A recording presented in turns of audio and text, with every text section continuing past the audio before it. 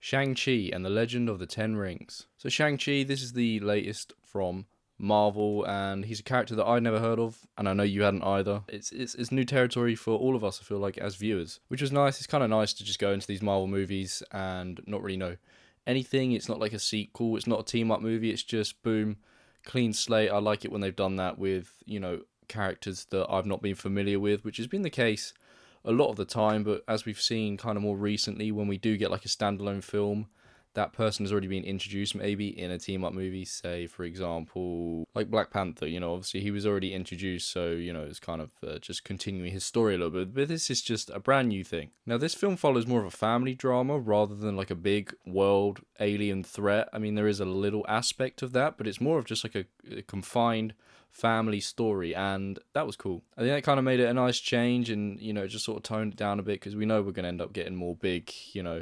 huge threats, in future movies. But for now, this was just like, okay, here's a little family drama with this new character. Now, the plot of this movie kind of follows our character Shang-Chi. He's living in the US, but his father, who he hasn't spoken to in a long time, is sort of trying to get back in touch with him in a strange way of getting back in touch with him. But this, of course, alerts Shang-Chi and he needs to sort of leave his current life behind in order to find out what's going on with his father and the rest of his family. And of course, the film is called Shang-Chi and the Ten Rings, and the Ten Rings belong to his father. Now, the Ten Rings, they sort of grant power to his father, sort of magical stuff. They allow him to, just destroy anything in his path, really, as well as giving him a long lifespan, as he's lived for over 1,000 years. The film is pretty heavy on like exposition and flashbacks. Like the very start is sort of like exposition, talking about, stuff that happened in the past, the legend of the Ten Rings. But it doesn't bother me too much. It kind of works in this film because they use it a lot. Like it is the way the movie is structured. It's structured on sort of bouncing back and looking back at, old flashbacks of, Shang-Chi or other characters in the movie. And this allows us to see what they've been through in the past, sort of see their struggles, and I thought it was effective. It did work. I enjoyed those flashback sequences, because we're always looking for answers in this movie, so when you get those moments, those scenes that cut back, you're actually interested to see what it was that happened, in the past, why things a certain way. Our main character, Shang-Chi, is likable, and most of the secondary characters were as well. Obviously, there's always like a comedy relief character in these movies a lot of the time, and it was his friend in this movie, and she was okay to start with, but sometimes, it gets to that point, as we get with a lot of Marvel movies, where they crack a joke and it's just like the wrong time. It doesn't feel appropriate to that moment when they crack a joke. You just sort of think, doesn't really work, it doesn't feel right. And at some point she felt a bit out of place, but she did come along on the journey with Shang-Chi. It would have been one of those things where if she'd stayed at home, it might not have been the biggest deal, but, she did have her moments. She did have funny moments, so it wasn't like a huge drawback or anything like that. Now, the soundtrack in this movie was really great, really kind of stylish, a bit more upbeat, sort of appropriate for the movie, and it worked. It was just more of an interesting soundtrack, and I enjoyed it, and, that went along nicely with the fight scenes too. And these fight scenes were really cool. The combat was cool in this movie, cool like martial arts, and, one guy taking on like 6 dudes and just wiping the floor with them. It was badass. And yeah, just as a whole, performances all round were very solid. Of course, there's some cameos in this movie as well from characters we've already seen before. You've probably seen them in the trailer, of course, who those cameos are going to be, but, keep your eye out. But yeah, in general, this film was pretty decent. It certainly starts off strong and sort of rolls with that pretty well for like 2/3 of the movie. It's only when you get to like the last third that for me it just sort of fell off a little bit. It kind of got a bit congested.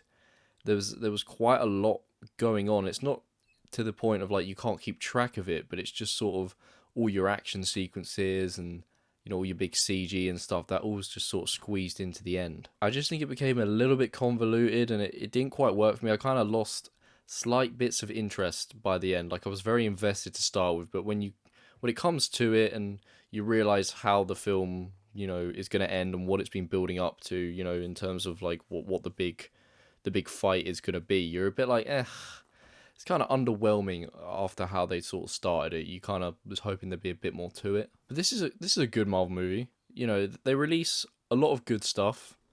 They release a few bad ones, and they release a few great ones.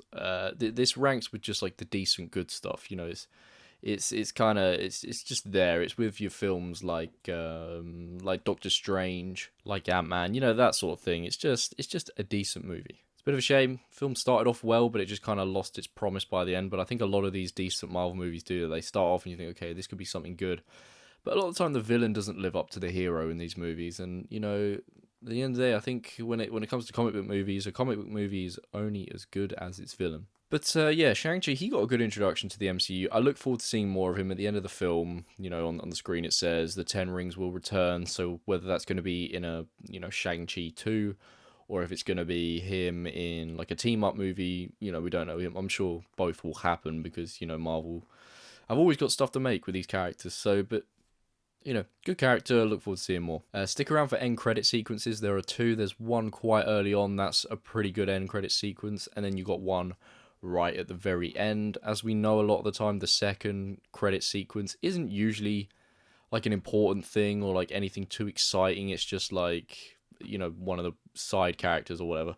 But, you know, there are two, so stick around if you want to see both of them, but the first one's the good one. Overall, this is a good movie. It's a good watch. It's maybe slightly too long, or maybe it just felt long, because that last third, as I said, just dragged a bit, but it's a good movie. It's worth watching if you're into your Marvel and stuff. You know, see this. It's another good addition to the franchise.